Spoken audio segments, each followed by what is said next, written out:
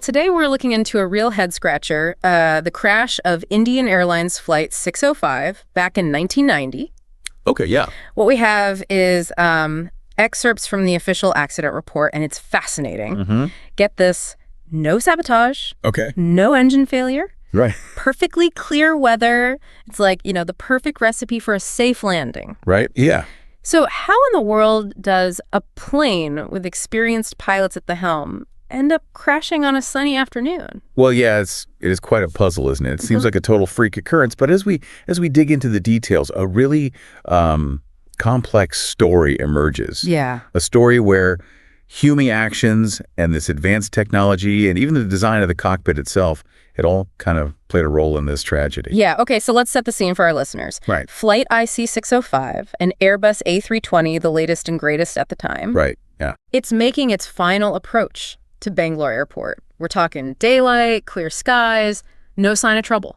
Exactly. And to make it even more perplexing, the A320 was like a huge leap technologically from the older Boeing 737s that a lot of pilots were used to. Right. It had this like newfangled fly-by-wire system and sophisticated autopilot. Yeah. Almost like a precursor to, the self-driving cars we talk about today. Right. I mean, it's like you have this cutting-edge plane, experienced pilots, perfect weather. You'd think it would be like a textbook landing. Yeah. But then, bam, tragedy strikes. Right. 92 lives lost. Yeah. I mean, where do you even begin to unravel what went wrong? Yeah. Well, I mean, the investigators always start where they always do with the black boxes. Yeah. In this case, the cockpit voice recorder, the CVR, and the digital flight data recorder. Right. The DFDR, they're like the silent witnesses. Yeah. Capturing every conversation and every blip of the instrument. Oh, wow. Okay, so what did these silent witnesses reveal? Did they point to some, catastrophic mechanical failure or a sudden unforeseen event? Not at all. Wow. And that's where it gets even more mysterious. Wow. The recordings, along with the wreckage analysis, they ruled out, any major system malfunctions or any external factors. Okay. Like the weather was fine. So if it wasn't the plane or the weather, then what? Was it sabotage? Yeah. Some kind of external interference? The investigation, meticulously examined all those possibilities. Yeah. But all signs pointed to something else. Human error. Wow. Specifically, the court concluded that the pilots, and for reasons we'll explore later, they failed to recognize and then respond appropriately to the aircraft entering what's called an idle open descent mode during that final approach. Hold on. Idle open descent mode. That sounds pretty technical. Yeah. Break it down for us. What exactly does that mean? Yeah. And how could something like that even happen on a modern aircraft? Yeah, so imagine this. The engines are idling, just a gentle hum, and the plane is descending. Oh. But here's the catch. It's descending without the pilots actively controlling the rate of descent. Oh, okay. It's as if, the plane decided to take a nap on its way down. So wait, the autopilot was, basically fighting the pilots? It can be, especially if the pilots aren't aware of what's happening. Right. And the investigation suggests that, in this case, the pilots might have been completely oblivious to this unintended descent. So if the pilots didn't intentionally put the plane into this idle open descent mode, Right. how did it happen? Now, Was it malfunction? it seems the culprit might have been the flight control unit, Okay. or FCU for short. You can think of this as the control panel, Okay. where pilots input commands for altitude, speed, all those critical parameters. Okay. So what went wrong with the FCU?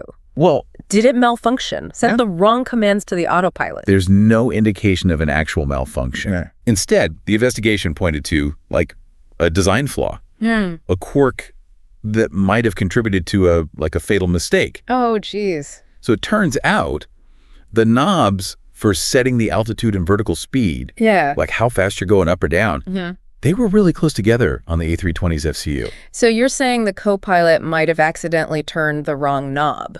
It's a very real possibility. Oh. Especially, imagine the pressure of those final moments before landing. Right. It'd be easy, especially in a new and unfamiliar cockpit, to to make a simple but devastating mistake. Wow. A simple twist of a knob with such horrific consequences. Right. It's almost too much to grasp. It is, and this brings up a crucial point. Even with with all the advancements in aviation technology, Right. with all the sophisticated computers and automation, the human element, Yeah. it remains a critical and sometimes tragically fragile part of the equation. Yeah, for sure. So we have a plane in an unintended descent, possibly due to a design flaw that led to pilot error. Right. You'd think with all the safety features on a modern jetliner, there would be like some kind of warning system. Right. Some way to prevent a crash. You would be absolutely right. Yeah. The A320 was equipped with numerous safeguards, Okay. including alarms and systems, specifically designed to prevent this exact scenario. So if the plane was designed to prevent this kind of accident, Right. why didn't it work? Well, Did the safety systems fail? there's no evidence of an actual system failure. Oh, wow. It seems the warnings are there.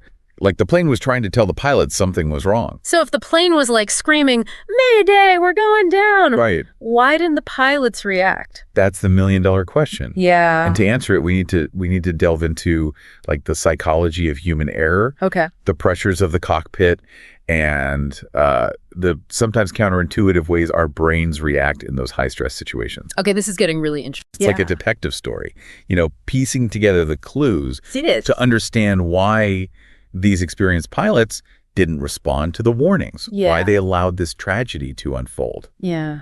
So we kind of left off with a pretty big question. Why didn't the pilots react to the plane's warnings? Right. I mean, they were experienced, right? Yeah. You'd think they would have caught something like an unintended descent. Yeah, that's what makes this crash so fascinating and frankly so troubling. Yeah. The investigation revealed a number of factors that might have contributed to the pilot's delayed response. Okay.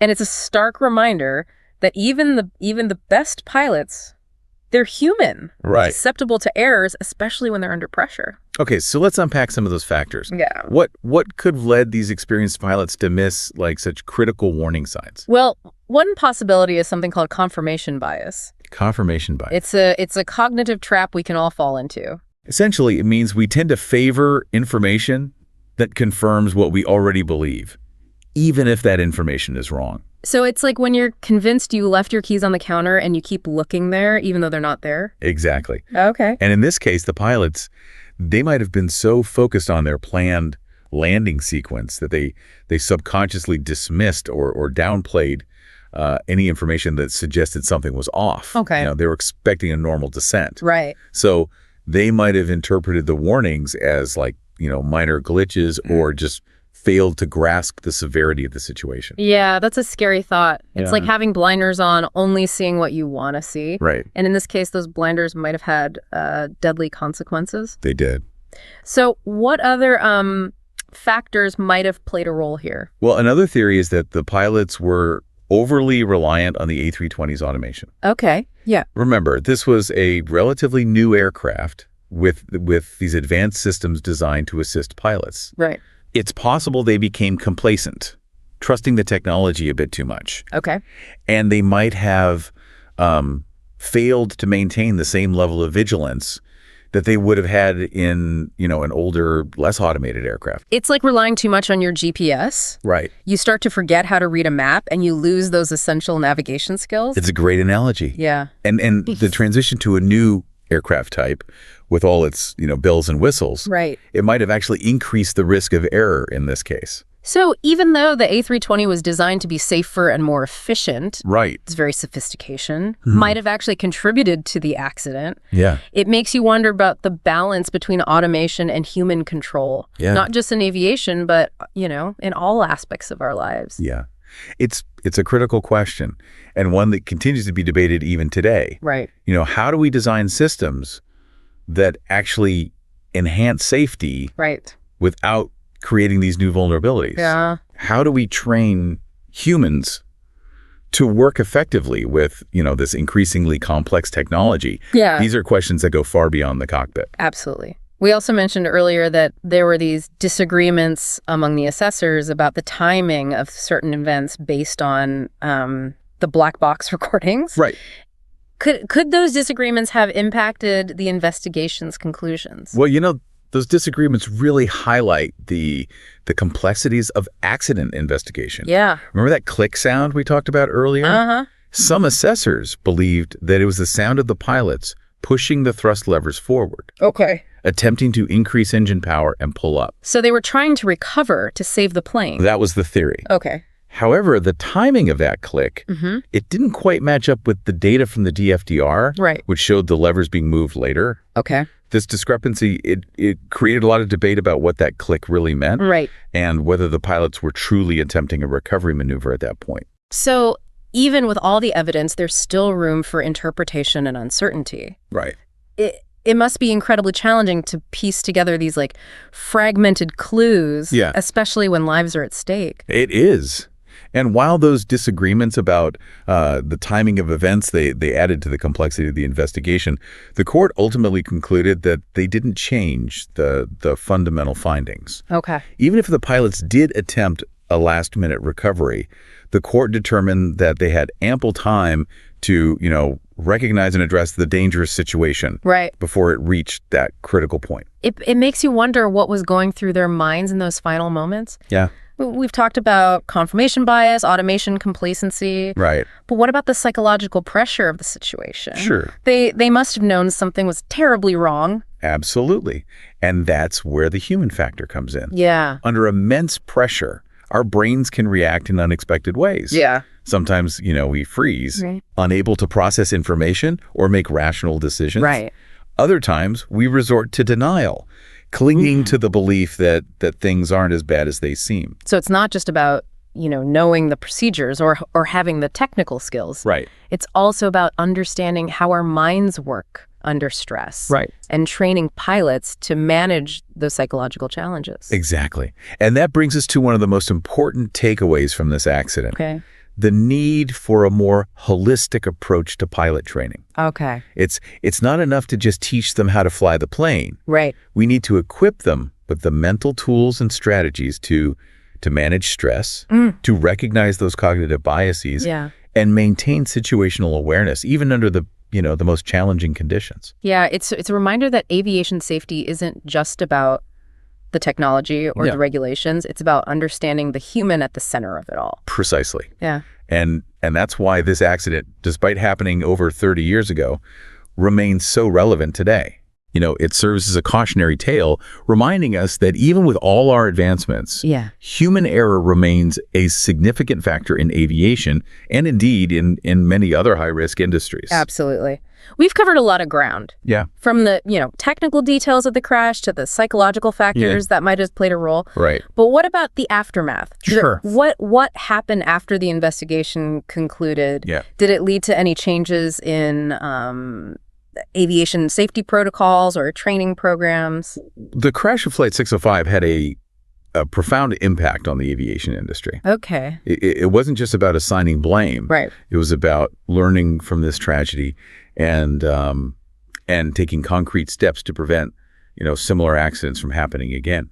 So what were some of the key changes that came about as a result of this investigation? Well, one of the most significant changes was a renewed emphasis on pilot training, Okay. particularly when it came to transitioning to new aircraft types. Right. Regulators and airlines, they recognized the need for more robust training programs Right. that went beyond just, the technical aspects of flying. So it wasn't just about learning the buttons and switches, Right. but about understanding the nuances of the aircraft systems Right. and how to manage those complex interactions. Exactly.